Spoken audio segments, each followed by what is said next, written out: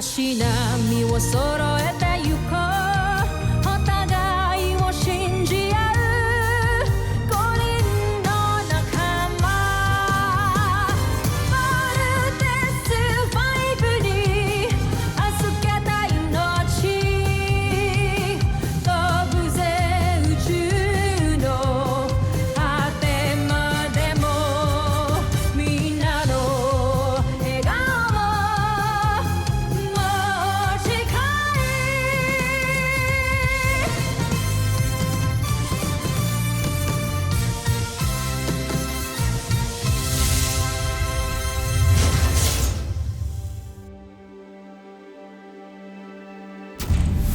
Ang nakaraan sa Voltes 5 Legacy. Napakawalang kwenta nga ng mga sandata ng planetang ito.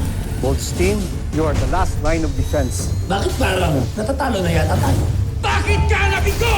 Huwag mo akong ipahiya, Zardos. Pinapakilala ko mga bago nating kampiyon. Yan si Baizanger. Wait for it back! Sige pa! Pasangin mo ang lahat ng umaatake sa atin. Team, your mother's hurt. Kailangan tayo ni Mama. Bumalik na tayo sa camp. Kailangan natin mahanap yung Beast Fighter. I'm so sorry, Richard. I have to do this for my sons. Hindi ko sila pwede pabayaan. Mama nyo nagpapalipat ng fighter jet na yan. No! Let my sons go!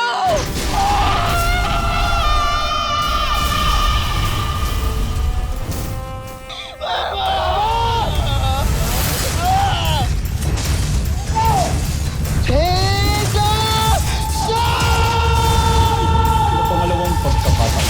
Muli ninyo akong binigo! Alis na ako dito sa camp. Wala na akong reason pa para magstay dito. Ba't di ka magpa-comfort kay Jamie? Total, may gusto ko naman pala sa kanya, di ba? Mahusay at ginawa mong iniutos ko sa'yo. May paraan na para malaman natin kung sino ang 5 piloto ng Voltes 5. Akala ko ba nag-quit ka na? A girl can change her mind. Lalo na kaya lang naman ako umalis dito sa camp is because may kinaiiritahan ako. Last I heard kasi parang masaya naman na siya na single ulit siya. So ano pang babalikan mo? Hindi ka iniwan ng nanay mo at hindi niya nabando ng tatay. Hindi masamang ina ng nanay mo. Namatay siya dahil sa pagmamahal niya sa iyong ama. So sana mag-sorry sa inyo, pati sa mga masasabang nasabi ko sa mama niyo. Naiinggit kasi ako sa inyo. Lagi ko kasi nakikita kung gaano ka-ideal na mother si Mrs. Armstrong.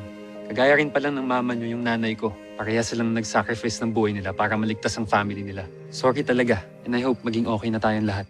Ilabas mo na! Nais ko na siyang makilala. Masusunod, Joke. Nais kong ipakilala sa inyo si Gardo, ang aking magiting at mahusay na Beast Fighter. Anong laban ni Gardo kay Voltes 5 na may laser sword? Si Gardo ay nilahukan ko ng pamamaraan ng samurai. Kaya't mas biyasa siya sa paggamit ng espada. Nalingid sa kaalaman ni Voltes 5. Maging ang kanyang laser sword ay walang magagawa laban kay Gardo. Gawa sa Gilamaano ang kanyang espada. Kilamaano, isa sa pinakamatibay na bakal sa buong kalawakan. Siyang tunay, Jomfre. Mas matibay pa ito sa bakal na ginamit kay Voltes 5. Kaya't sinisigurado ko, hindi na niya tayo matatalo. At hindi lang yon. Ang selula na ginamit ni Draco na ilalagay sa utak ng Beast Fighter na si Gardo ay ang siyang mas lalong magpapagaling sa kanya sa paggamit ng kanyang espada. Kahusayan na tiniyak kong mas hihigit pa kay Voltes 5. Mukhang si Gardo na nga maghahandog sa atin ng tagumpay, John. Aasahan ko ang tagumpay, Gardo!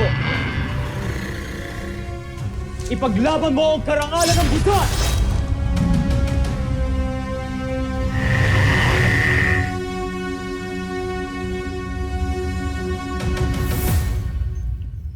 Dr. Smith.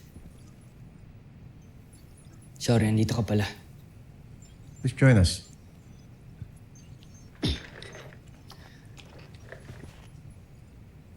Tinuturuan lang ako ni Dr. Smith magkinsugi. Pero if kailangan mo siya kausapin, pwede naman ako na. Stay. Baka kailangan mong marinig tong sasabihin ko.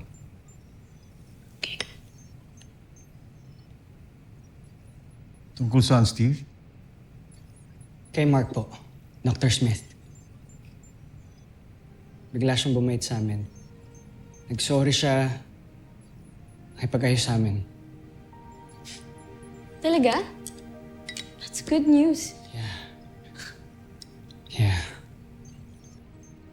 Dr. Smith, ano po ba talaga nangyari kay Mark? May sinasabi po siya about his mother.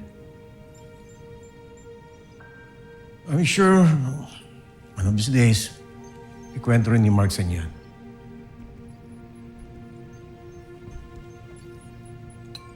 Huwag na sa akin manggaling.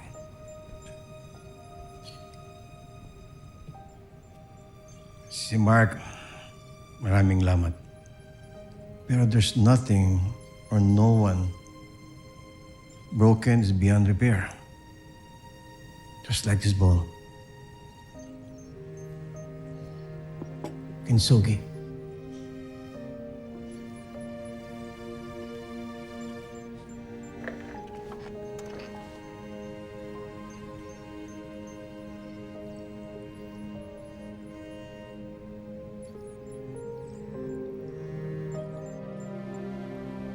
Grilled chicken, burger steak, and spaghetti. Okay naman na siguro yun, no? Do, order mo pa lang yun. Akin nga taco salad lang, di ba? Mukhang ma-enjoy mo lahat ng mga in-order mo na food kasi ang dami-dami nun. Eh, wala bang ganun sa camp? Rob, siyempre meron kaming kantin, tapos marami din kaming mga pagkain doon. Alam mo kung ano yung kulang? Ano? Di ikaw. Ang galing-galing ng bola, ha? Alam mo, for sure, ikaw, ang dami-dami mo sigurong girl sa camp. Grabe, parang mas marami pa nga mga gadgets doon kaysa sa mga babae. Ha? Eh, bakit? Ano bang itsura ng loob ng camp? Kasi alam mo, mula bata pa lang ako, pinangarap ko nang makita yung loob nun. Pero until now, hanggang labas lang ako ng camp. Alam mo, matutupad na yung pangarap ko na yan. Dadaling kita sa camp. Os, pwede ba ako dun? Oo naman. Basta kasama ako. Malakas ako dun. Tsaka, lakas ka sa akin eh. Promise yan, ha? Oo, promise.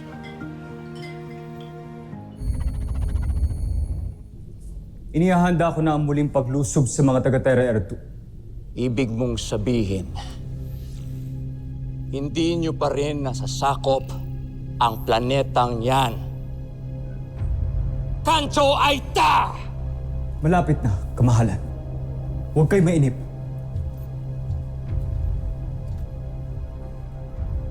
Kaliit-liit na planeta. Hindi nyo matalo. Anong klaseng pinunong mananakop ka, Zardos? Ginagawa ko ang lahat ng aking makakaya. Kung ginagawa mo ang lahat, matagal nyo na sanang nasakop ang Terra Air 2. Naiinip na ako.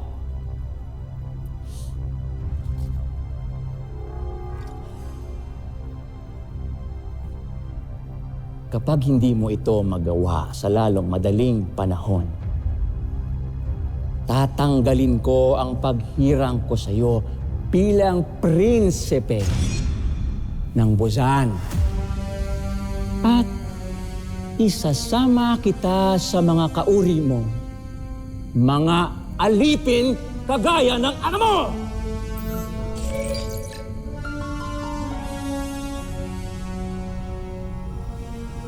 Kinumpara na naman ako ng emperador kay Hrothgar. Ito na ang huling beses mangyayari. Pinapangako ko.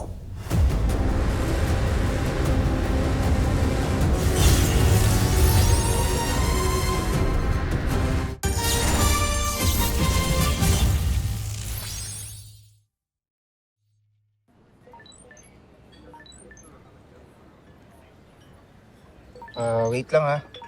Kailangan ko sagutin to eh. Sige, balikan ko yung drinks natin.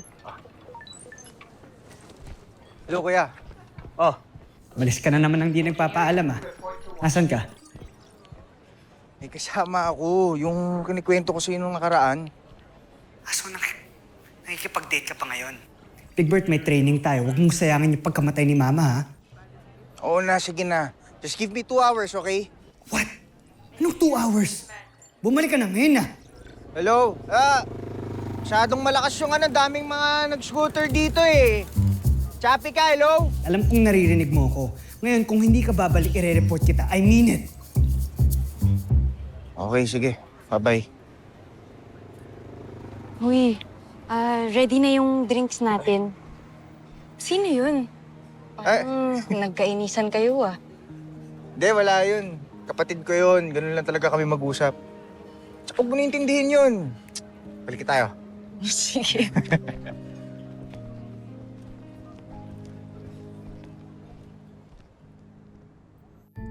Nasisiguro kung tataas ang ranggo natin sa oras na matalo ng ating beast fighter si Voltes 5.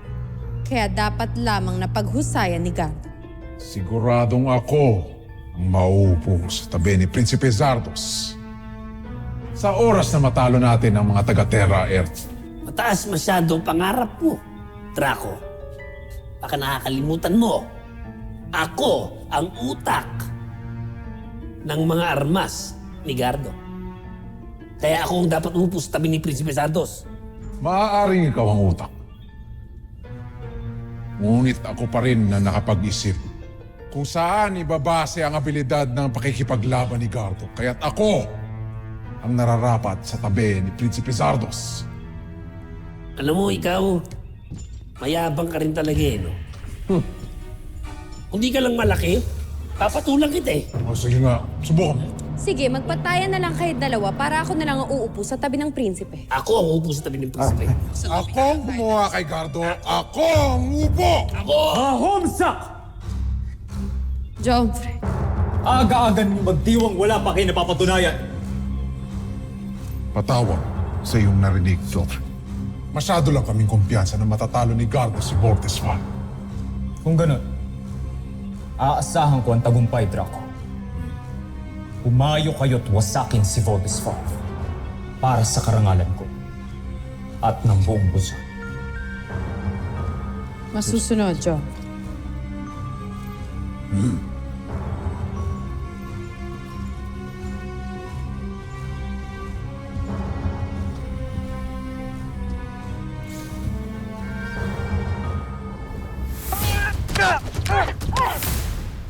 Parang naninibago ata ako sa'yo ngayon.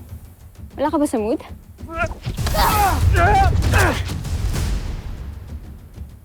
Paano ba naman ako gaganahan? Kalagitnaan ng date namin ni Judy, pinauwi ako ni Kuya. So, ibig sabihin, pwede akong manalo today. Siyempre, hindi ako magpapatalo sa'yo. Jamie Robinson.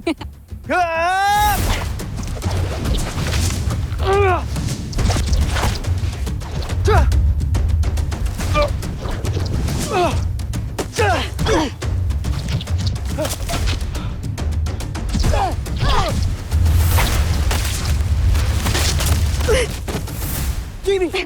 Sorry! Bigla lang ako. Okay ka lang? Okay lang ako. Ang galing na na. Ano yun? Butterfly return. Butterfly return? After mawala ni Papa, pinatira ako ni Mama sa mga monks. At yung monk na teacher ko yung nagturo sa akin makipaglaban. Ang butterfly return ng isang technique na tinuro sa akin.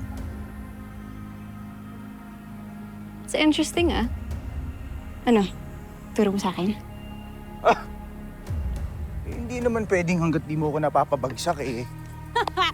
Ganun, ah. Yun lang naman pala eh. Let's go!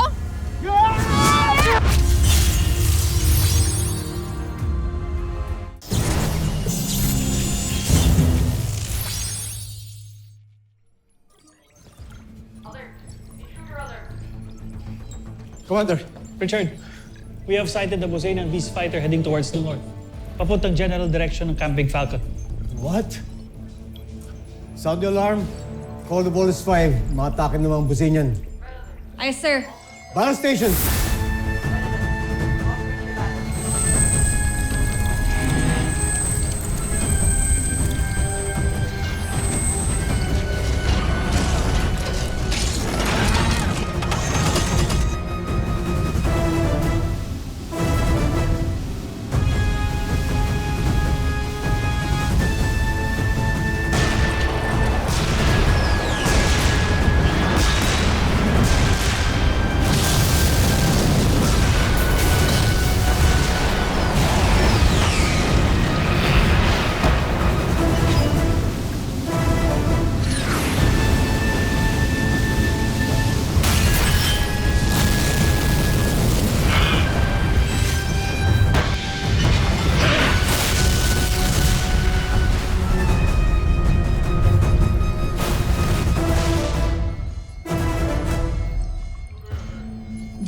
kinagasgasan.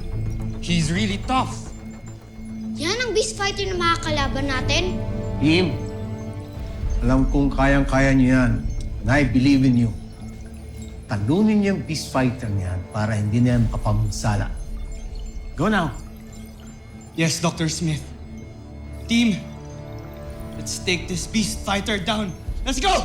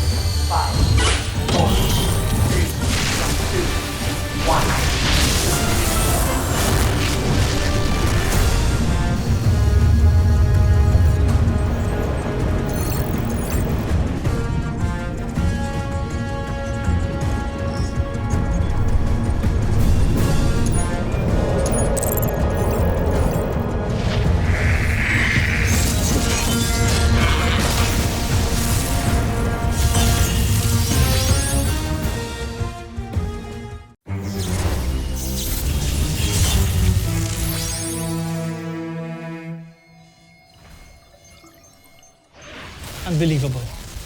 Akala ko malakas ng mga pinadala ng mga kalaban. Hindi pa pala.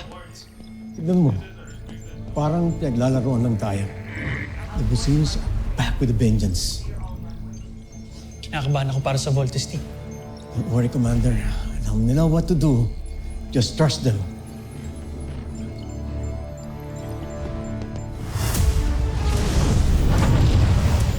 Ayun! Ayun yung beast fighter! Little John, kung masyado ma-excite. Kakaiba tong beast fighter na to, ah. Hindi siya in the form of an animal, para siyang humanoid. Team, I'm sure pareho lang yan sa mga unang beast fighters na pinadala ng mga aliens. So there's nothing to be frightened about. Kaya atakihin na natin yan. Masakin na natin ang sangyan. Get ready. Commit! Cruiser missiles!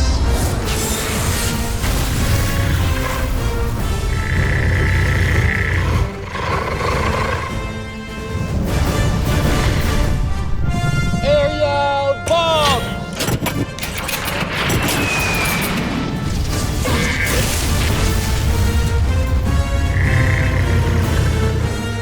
Frigate missile!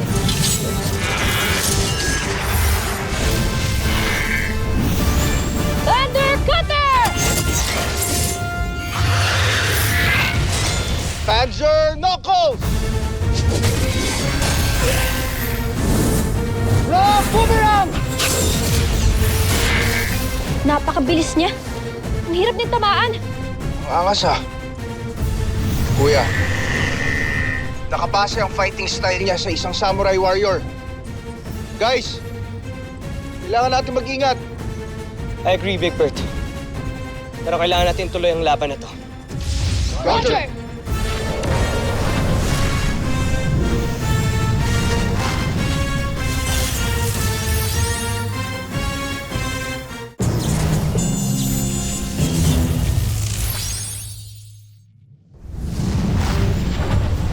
Team, tapusin na natin to.